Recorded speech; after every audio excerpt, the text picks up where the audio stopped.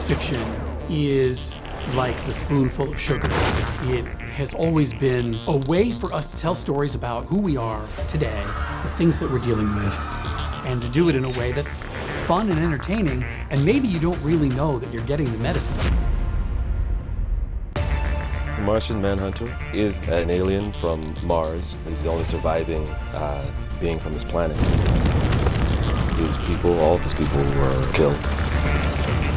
Probably suffers PTSD, survivor's guilt, host of things.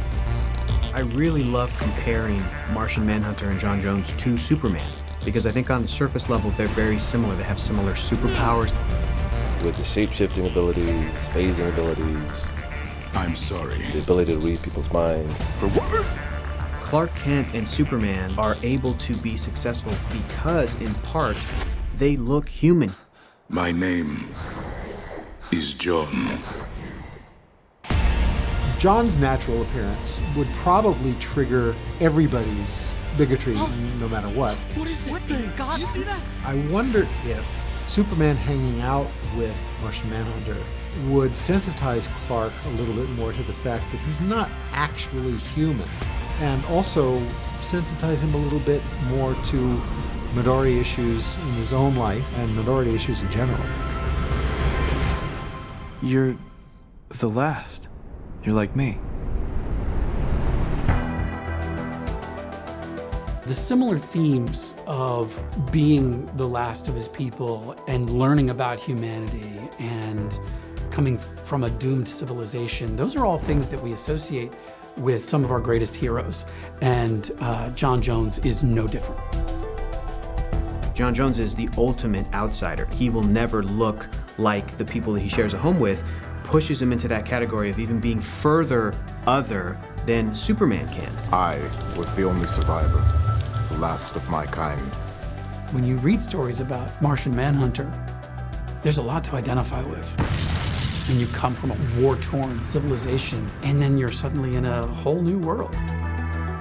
I think that there's probably a lot there for immigrants to connect to, and it's specifically because the foundation was built by immigrants, and that's always been the backbone of comic book storytelling.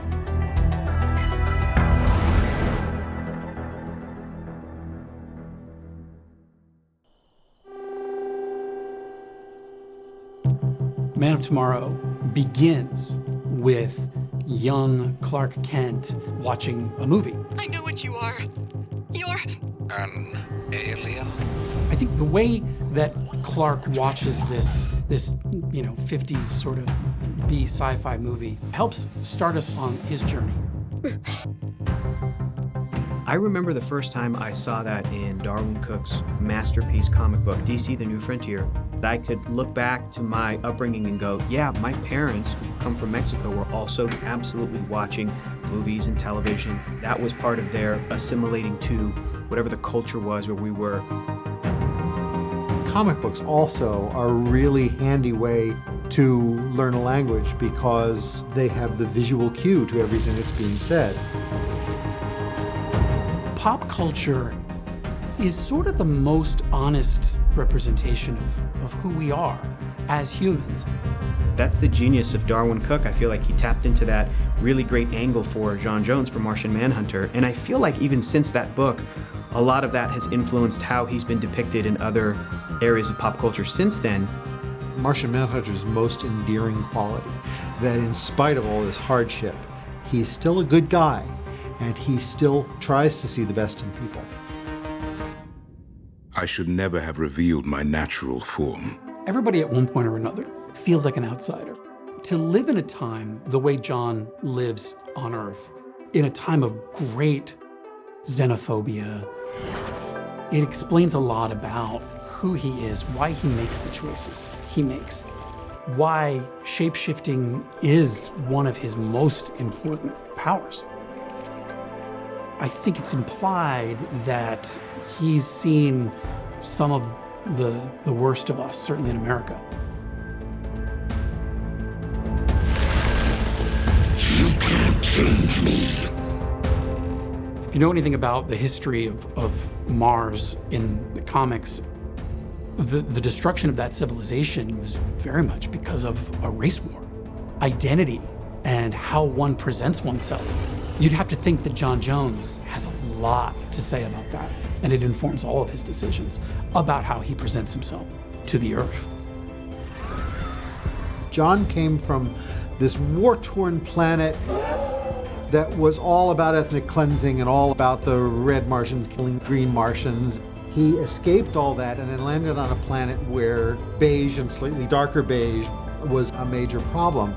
Yet, he still forces himself to see the best in people.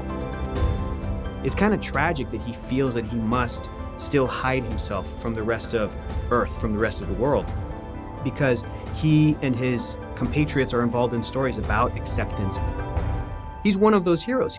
I recruited you so that I would honor that promise and protect you as if you were my own child. We grew up with comic books, but from my perspective, comic books grew up with us.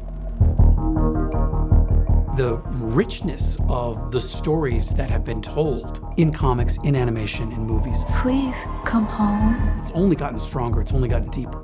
In much the same way that our view of the world and our understanding of humanity gets deeper as we get older. This world is beginning to see me as some sort of champion. It's not surprising that the first superhero was an illegal immigrant who was fortunate enough to be easily assimilated. They are foreign to me as well. The fun thing about going back and exploring the origins of these characters, a lot of these origins come from the 60s, the 50s, the 40s, the 30s, and the world then was different than it is today. Comics, I think they're the purest reflection of what it is to be human, what it can mean to people of diverse experiences when they see themselves represented. And because we fill them with these mythic heroes, who are all larger-than-life examples of the best of human beings, stories like Martian Manhunters and stories like Superman, they help keep the American way from straying too far away from truth and justice. Humanity is to have a chance to thrive. We mustn't further stoke its fears.